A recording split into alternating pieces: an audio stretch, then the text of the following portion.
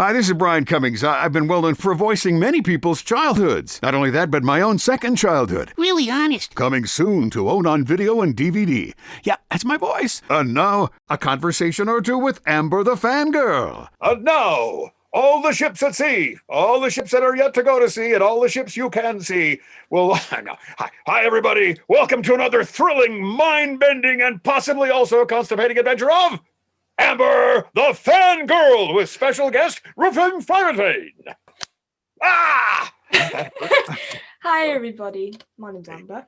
Thank you so much for choosing to watch In Conversation with Amber the Fangirl today. We really appreciate it. I appreciate you at home. Honestly, during this pandemic, I've been so busy trying to get content out, especially whilst also doing my education.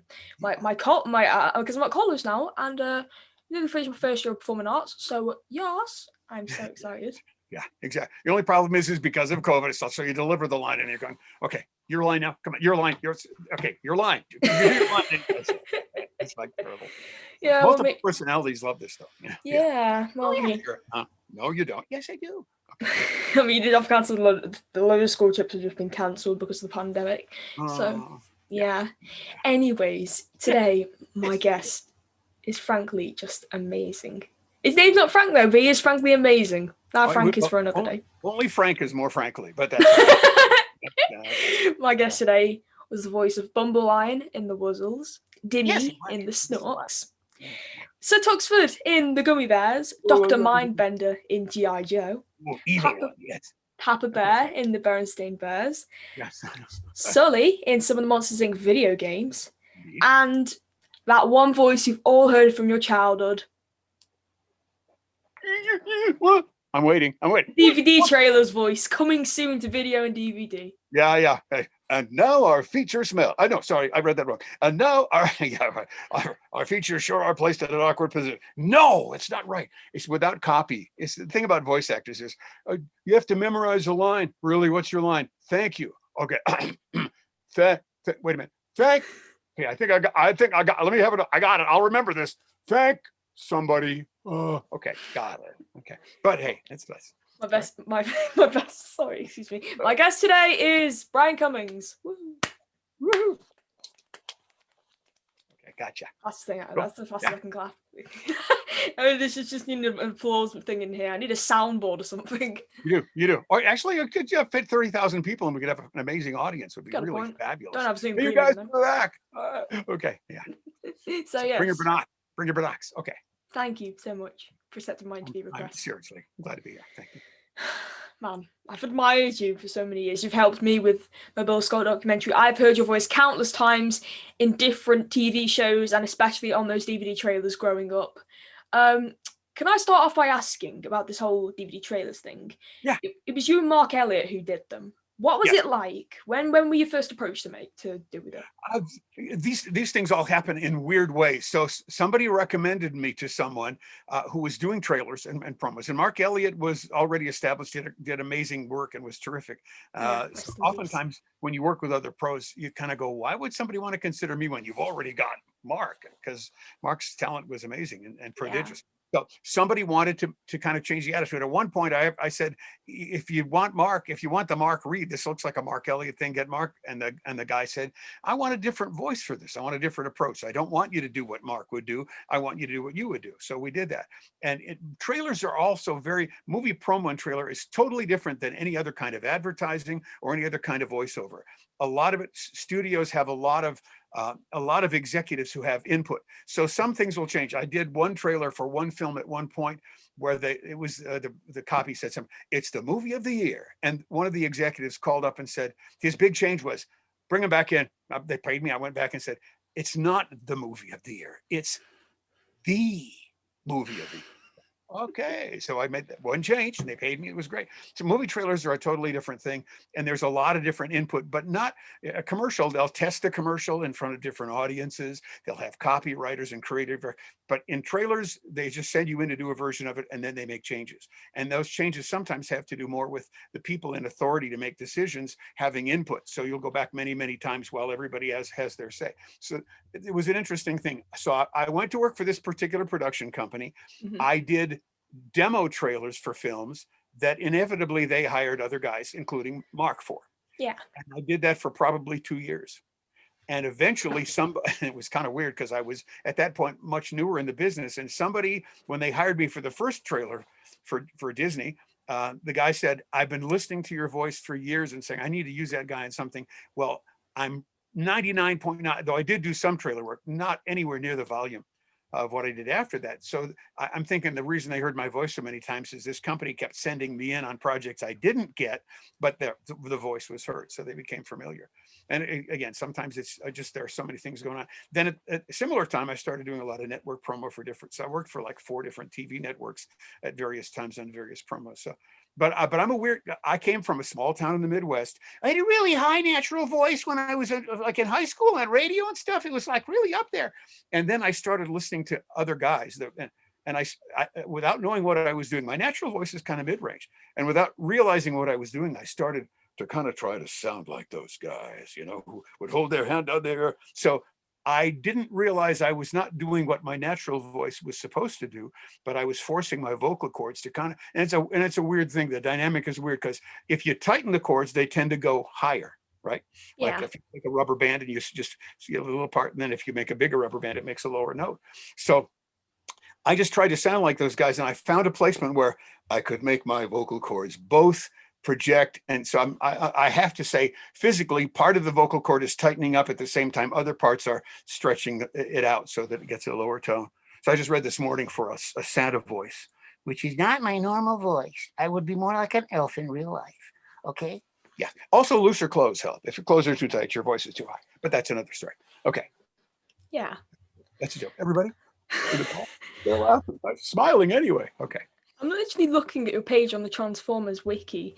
And you're on the TF wiki and it says about you. It literally says, in big bold letters, he is not related to Jim Cummings. And it says, the only things you've really done that are Transformers related, you were a commercial announcer for the Revenge of the Fallen commercials, some select promos for Beast Wars, and RPM's offer with Devastator Showdown playset. Yeah. Again, so I have friends who were on both shows, but Joe and Transformers were all directed by the legendary Wally Burr and stuff. And I was on Joe like crazy, but didn't do, and I might have done like a different, like kind of a same thing on Batman, where my part was like really small. It's like, oh, thank you, or something like that, Yeah. But somebody had to do it and they had me over to do that. And that was fine. But it kind of, and the other thing that's kind of weird is you go into a thing and you go, I really would love to do this show. I was madly excited about the Henson show, Fraggle Rock. I didn't even get a shot at Fraggle Rock. And I was like, but then I did other shows that were part of somebody's childhood. So in the long run, I'm really glad with what I got. Everything I got was what I was meant to have. And I'm very, very pleased with it. And some of the characters, like on the Joe thing, which I should probably promote since I'm going to do their national convention. Go ahead. This year. There's a new there are new collectible figures. They started last year and they're much larger in size. And so Dr. Mindbender came out, or is coming out this year.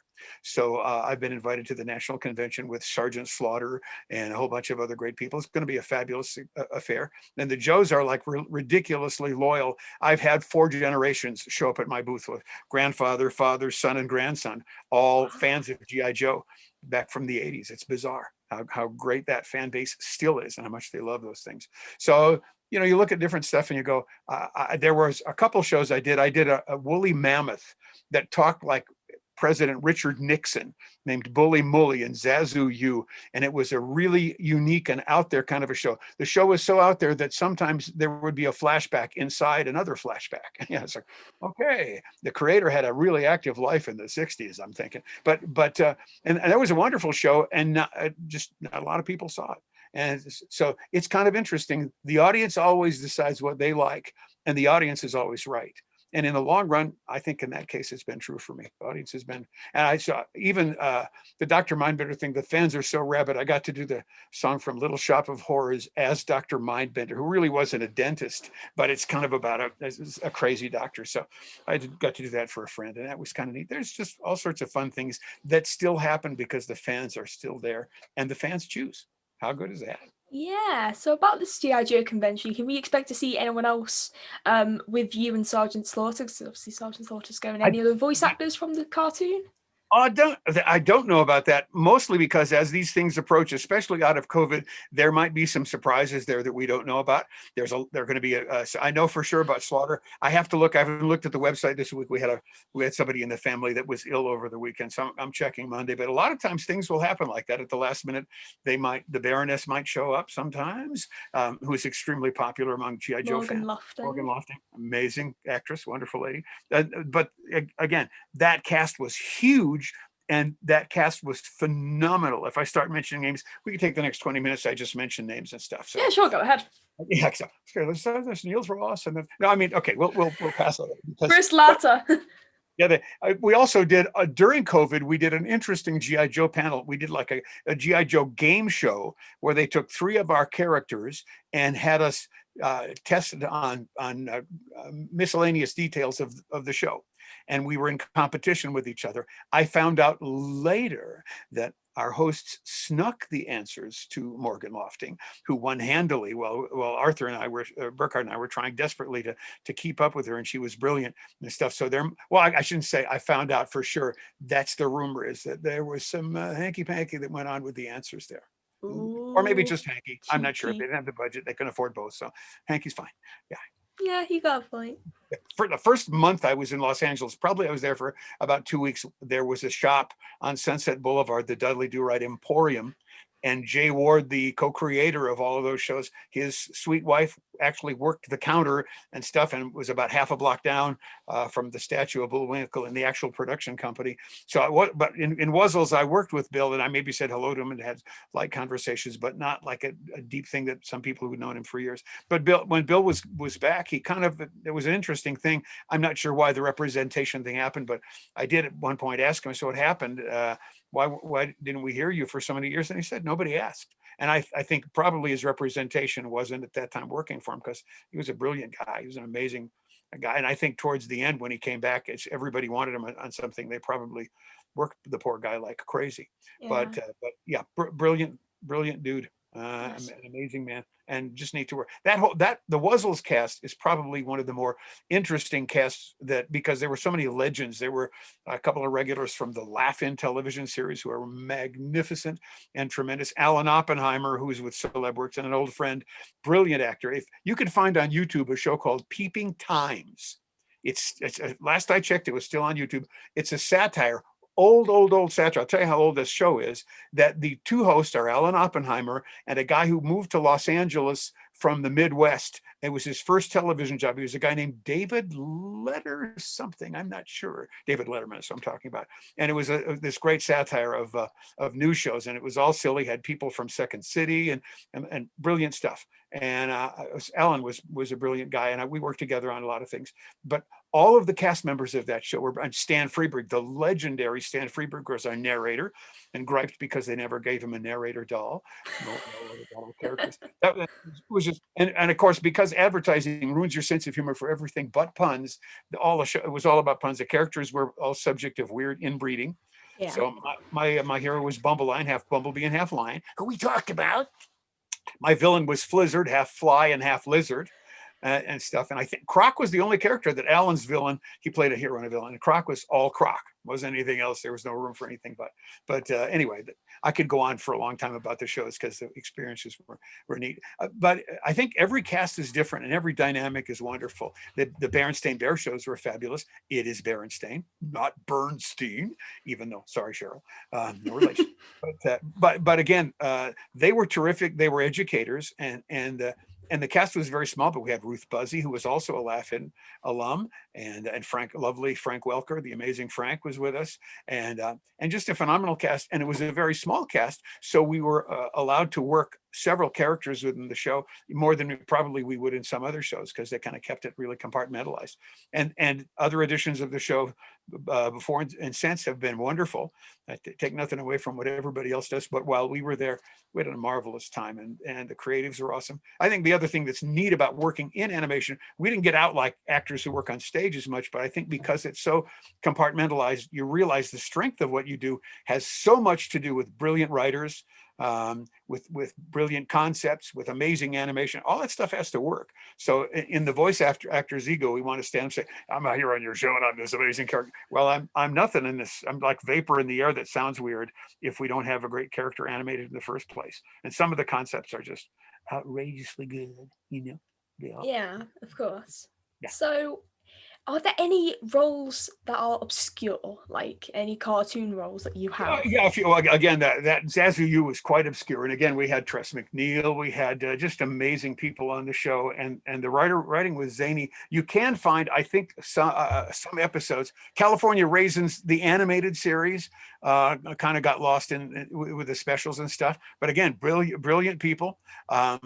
And we did a couple of specials for them. I got to go to Claymation. The people at Claymation would animate with clay, and they would use photographic animation techniques. And what they liked to do was to have the actors appear there. They'd go to Portland to the company, and they would film you in 35 millimeter and animate your own personal moves and stuff. We did a California Raisin special. It was interesting because we did it with Michael Jackson. And Michael didn't shoot when the rest of us shot, but Michael went up, and they sent down, and we saw a show that was the test video of the final show, and they edited everybody's live characters together back and forth as we did what we did. And so Claymation was always fun to work for, and really interesting. And I did a special, also a Halloween special for Will Vinton's Claymation people. Those are awesome and very unusual times as well. So again, the experiences are always phenomenal. And I forgot what your question was. I'm totally like, well, I don't know. I'm lost my focus again. Okay. Yeah. Something about what's your most obscure role. What do you think the role is that a lot of people don't remember you for? What is like a role that no one asks about? I like Wooly Bully because he sang in weird ways.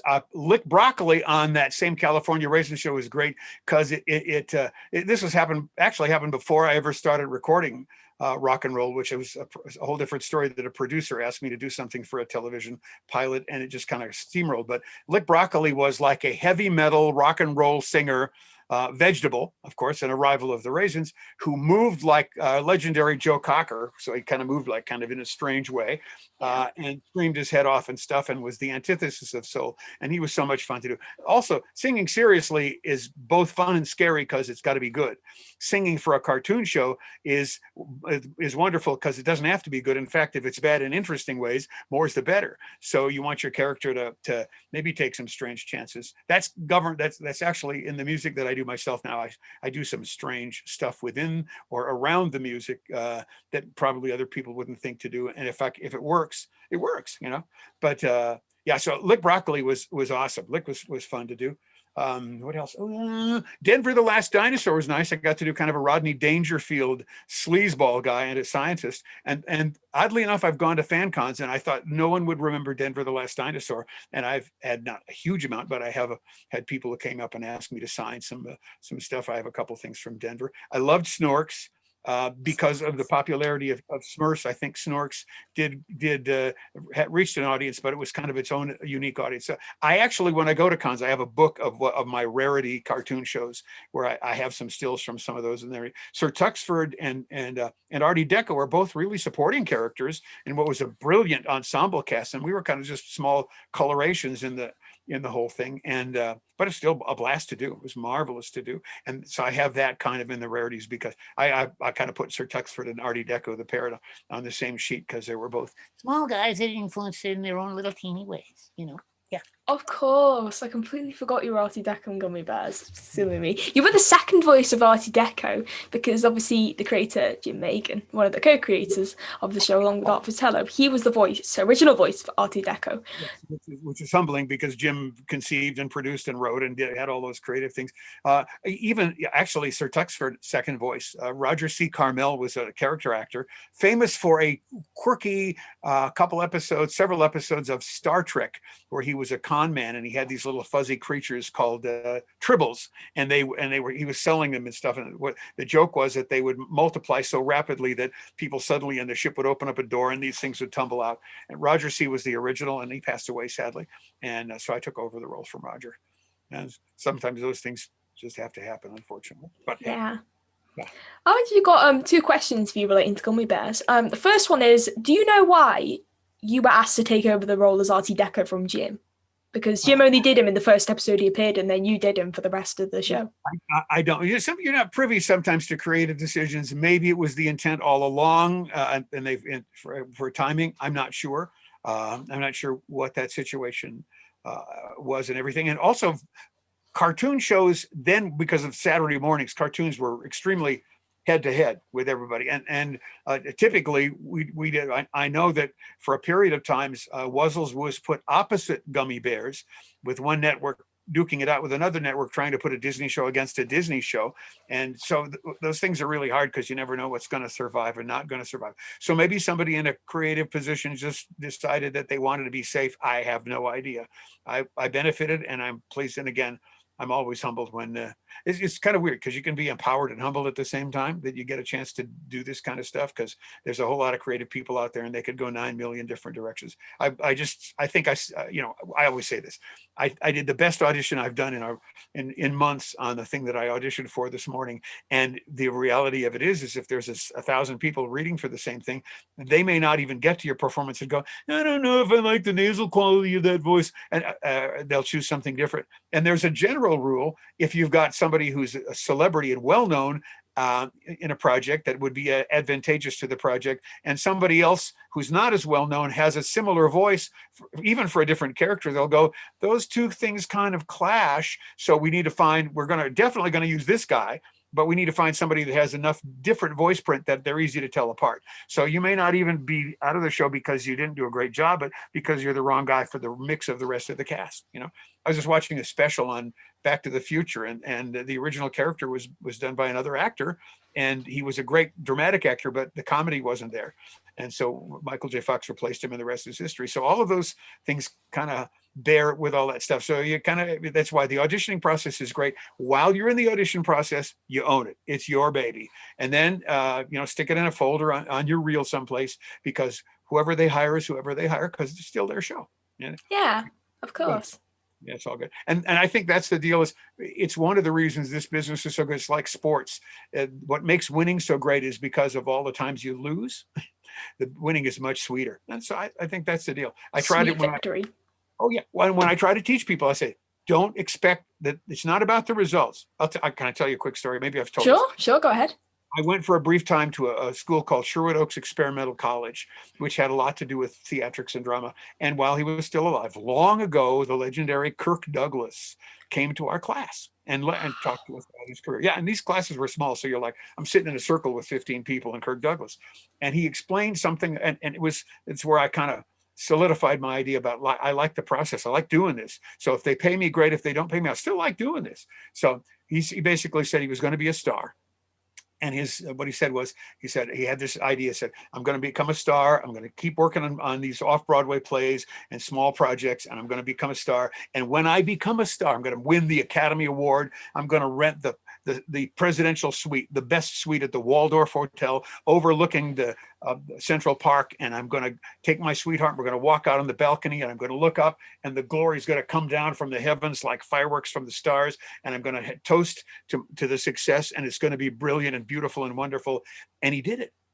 There was a prize fighter movie I think he got the Academy Award for, was nominated. I don't recall because I'm not that good. My memory's kind of fading. But he did that. He got out on the balcony and he took the glass up and he looked up and he said, you know what happened? Nothing. And then he realized it was the dream and the plays and the struggles and the successes and the failures that got him there, that made it worth it. And the journey was the magic. That moment was much less. And so, whenever I look at something to be a success, if it's a success, great. But if it's not, the process was fun. The process was killer. And those little victories are the things that kind of fuel the happiness in your life, Yeah, I agree. Yeah. Definitely.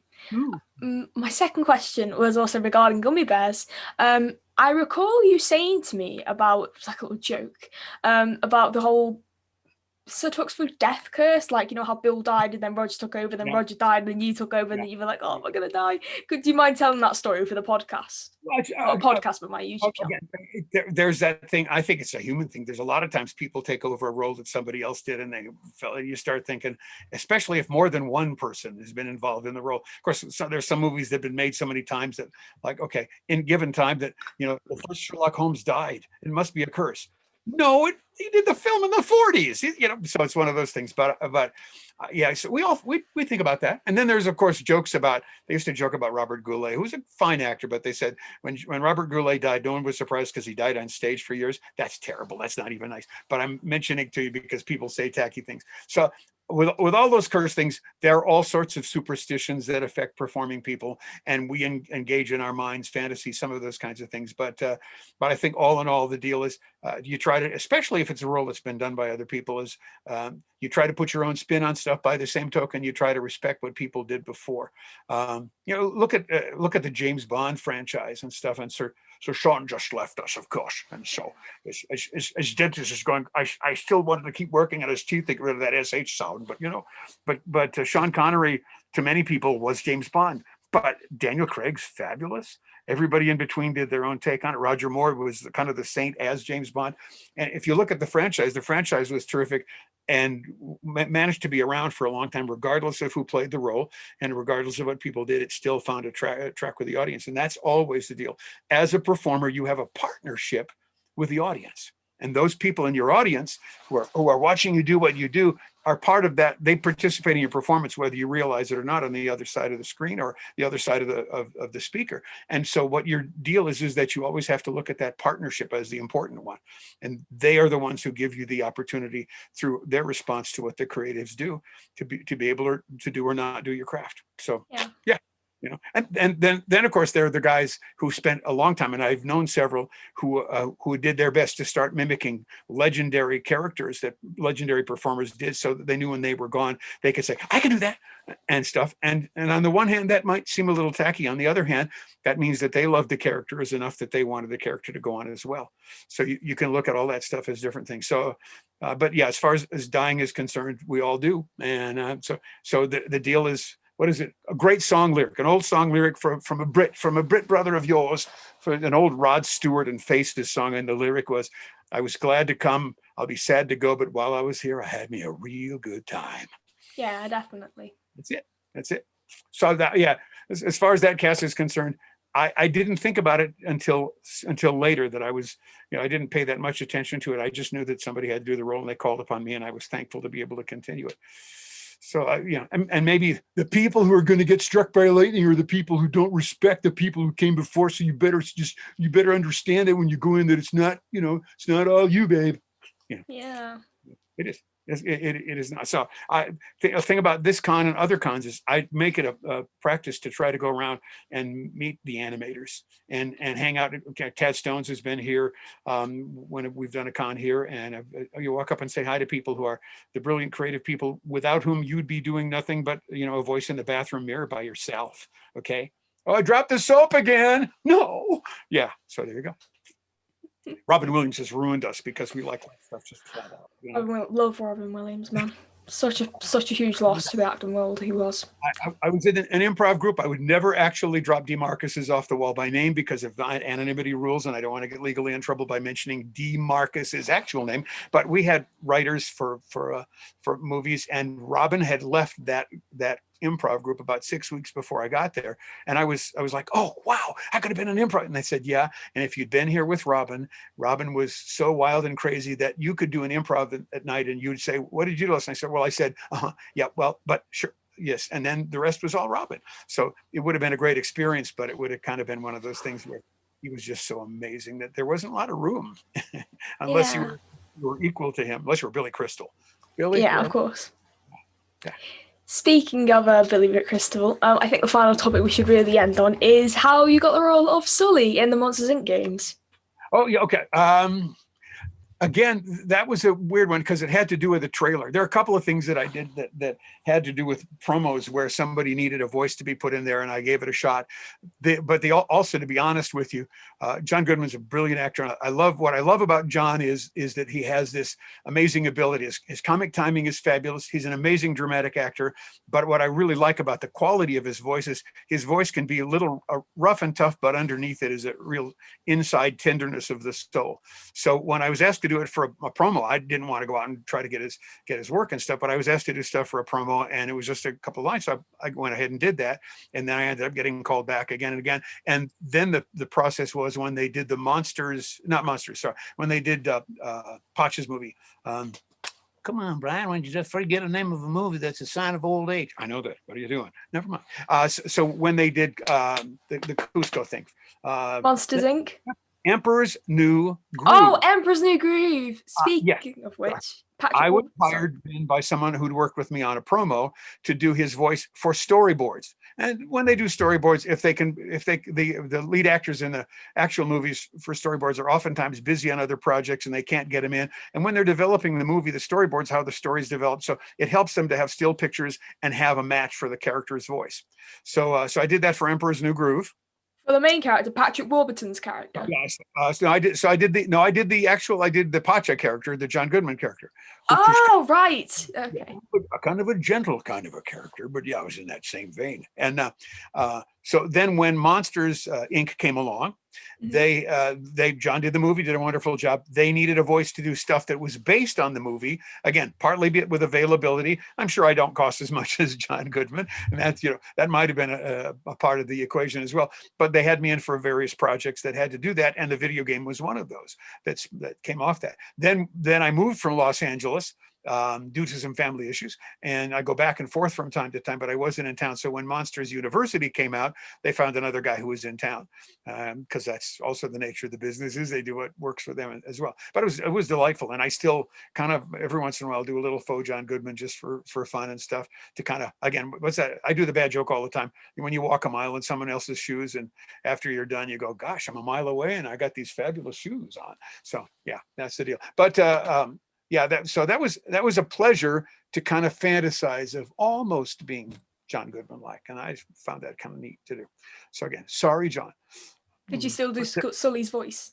And yeah, and there's same thing. When you do that, you do the best you can, and realize in subtext there are ways you can find that are similar to the actor. You're not able to really be that person, and there are subtleties that are their own. So you try to come as close as you can to finding those subtleties, realizing that I can't replace him in reality, but that I can be available if it's necessary, and he's not around and stuff, and they have to do that. I get that too. So there's going to be someplace somebody going, I'm doing a Brian Cummings, and I'm going to go, really? Somebody remembered my name enough for you to do a Brian Cummings? Okay. So yeah. So could you just do Sully's voice now and just, I can't. No, I guess absolutely no way I can do Sully's voice, because you got to be really tight on the microphone to get those hairy kind of things underneath. So it's kind of like, oh yeah, sure. Hey, life is good, and sometimes people remember you. They go, who's that guy with a mustache? It sounds awful like John Goodman, and I mean awful like John Goodman. I don't know. Okay, John. Well, anyway. So yeah, just like him. You're like a sound alike. Can I again? I will give away secrets. Sure. Sometimes one voice leads to another voice. So Papa Q Bear's voice is actually similar. So the placement to do Papa Q Bear is almost like John Goodman. It's a little more projected, but it's in the same place. It's kind of when I was a kid, I remember going to a McDonald's and chewing on some ice, and I discovered if I put a piece of ice between my teeth, I could come up with a pretty decent Humphrey Bogart kind of sounding voice. And then I realized later on, if I pushed it through my nose, I could get into Walter Matthau land. So when people experiment with stuff, sometimes, again, just playing around. I don't like to tell people to work on something, because work is essentially unpleasant in your mind. So I kind of like play around. And when you play around and you're having a good time, you're messing around, you find things that kind of happen to you. Sometimes that's why I like to record stuff, because sometimes you find something and then later you go, I found that amazing thing, and you can't do it because it happened once. So you try to save it as much as possible. But voiceover is really kind of cool, because that opportunity always exists, that something is going to drop out of the sky that you didn't know that you could do, but you did. I have something. What do I have? Oh gosh, the guy's doing McDonald's. right now, although someone's going to see this show, they're going, well, they're not you. Oh, Brian Cox does a great British actor. And I was doing a video game voice, and there's a general who was gathering the troops together to fight this battle and stuff. And I go back and I listen to it, and I've used it I actually used it in a song that's a video game kind of a theatrical song in this package. And the general at the end sounds like Brian Cox. I had no idea. And I got to go back and figure out how I got there, but it's like, yeah, that sounds like him. So, it's great. It's always an adventure. Anyways, Brian, thank you so much for letting me talk to you. It's been absolutely amazing just hearing about your stories and like your characters and everything like that. Is there anything you want to plug for this interview? Where can we find you on social media? Okay. My website is briancummings.com, or also voiceutility.com. There are three compartments to it. There's the regular voiceover, I'll do anything for money part. And then there's a music section and I put classes in there, but in my classes are also appearances, because with COVID, I haven't been doing any actual classes. I've tutored a couple of people, but not a lot of that. But there are samples of the music. There's a whole lot of stuff. It's not designed to be a website where you go and you spend 2 minutes and then you're gone. It's kind of a website designed, you go look at what you're interested in, but there's enough stuff there you can go back and look another time and see other things. So it's kind of just designed. And I will talk about the most interesting thing I've done is I started with the 2017 LA Con, Stanley's last con. I wrote a blues song about going to a con, blues rock song. And it ended up a whole CD with comedy and music, almost 80 minutes, just like 10 seconds underneath of as much as I could fit on a traditional CD. Then I discovered that since CDs are kind of falling out of favor, I started putting it together for a little USB thumb drive. And now I have 9 hours of stuff, including from my previous 5 CDs. I have the Best of the Worst collection, which is a double CD. I have a Spotlight on Blues CD that specializes in only blues, and then a CD called Rarities, where there are 2 different kinds of music. There are songs that were never released, including one that we did in 2 different television pilots, both unsold, but the songs requested twice. There's about 4 songs that are songs that were all in progress for a future CD when I was still in Los Angeles.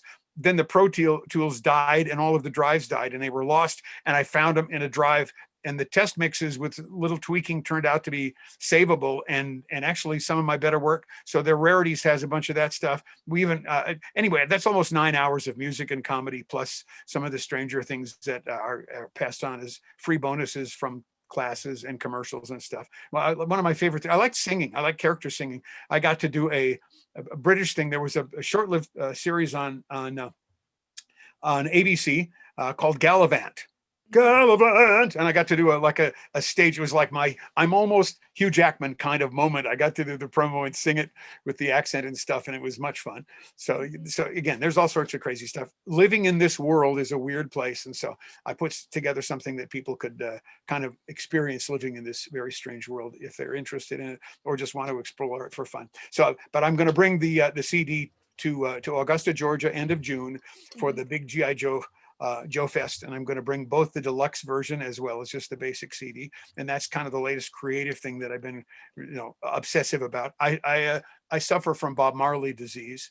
The wonderful Jamaican singer who remixed the same songs like 10, 15, 20 times because they were never good enough for him. So he redid them, and it's part of what his legacy, what people love about Marley was he loved the music so much that he kept on creating even songs he was done with, he wasn't really done with. And I've kind of done that over the course of COVID.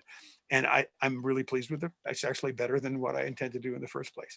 And if you don't like it, the great thing about a CD is they make wonderful bike reflectors, or you can keep them in the car if you ever get stuck in the desert, and you can use them to reflect the sun and get help. So they're like really urgently important things to have, not just for the music, but for the emergency portion of it. Essential items. That's my line, and I hope I sell more CDs with it. That's brilliant. Thank you so much, Brian. Honestly, thank you again. I appreciate it. From the bottom of my paycheck, which is very low. Okay, no. Thank you. You're always fun to be with. I appreciate it. It's always a blast, and it sure beats working for a living, doesn't it? Yeah, definitely. Anyways, guys, thank you so much for watching this interview. It's been amazing speaking to Brian, and if you did like this interview, please comment, like, subscribe, share with your friends, do anything, and also go watch some of Brian's shows and listen to some of his music as well. It will be in the description down below. And as a final disclaimer, if you didn't like this interview or anything I've done creatively, just remember I'm Emo Neuralman and I work at a Wendy's. No, I'm kidding. Okay. Anyway, guys, thank you so much for watching, and I will see you around. Bye! And cut.